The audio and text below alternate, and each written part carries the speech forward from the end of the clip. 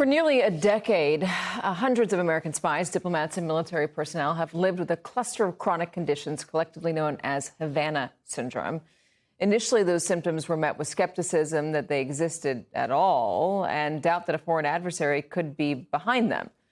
But now new questions have surfaced following reports that the Pentagon purchased a portable radio wave device that they've been testing for more than a year. Joining us, former senior intelligence officer at the CIA who oversaw operations in Europe and Eurasia, Mark Polymeropoulos. He's also an MS Now national security and intelligence analyst, and he reported symptoms back in 2017 when he was stationed in Moscow. So, Mark, first off, let's talk about your experience in reporting these symptoms.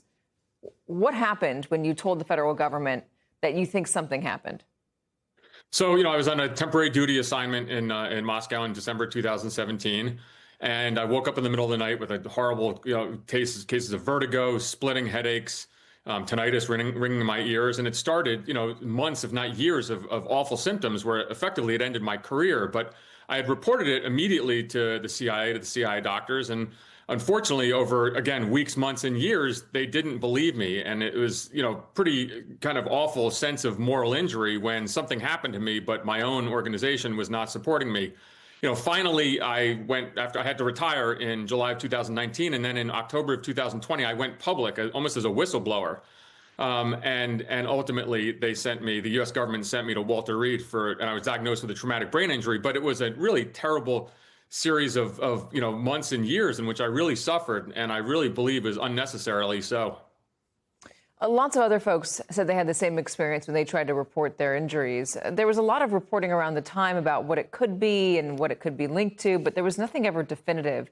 What is your sense of what it was and whether the government's admission now or the reporting that the government has obtained a device like this tells you anything more about what you might have experienced?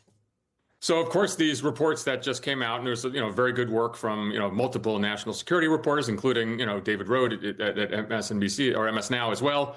And so a lot of people kind of really dug into this. And if true, and I don't have a security clearance, but if true, and it looks to be very well sourced, look, this is vindication for a lot of the victims. We suffered from almost being pariahs with our own organization. We were gaslit. It was really unpleasant. And again, that sense of moral injury. And now, if this is true, and it certainly seems to be because it's pretty well sourced, there is a there.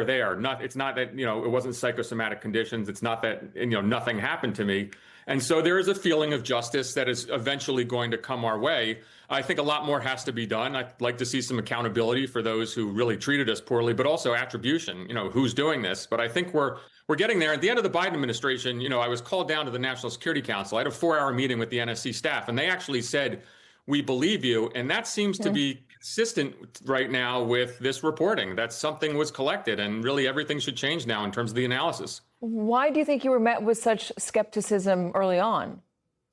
Katie, it's an invisible wound. I mean, a lot of the treatment that we had to do with kind of the kind of mental health side of it, because nobody believes us.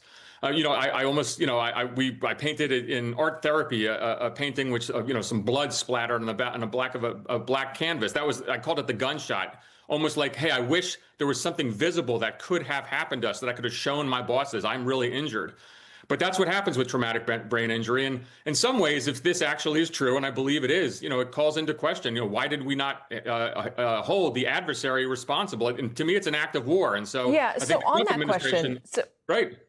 I'm sorry, I didn't mean to interrupt you. Maybe you were going there. But if we were able to get a machine like this, a radio wave machine that causes the symptoms that you say you experienced, and you experienced them in Moscow, do you expect there to be some accountability there? Well, that's what I'd like to see. And I think that's a lot of the reason why this wasn't pursued as aggressively is because people really didn't know how to handle this. It's an act of war.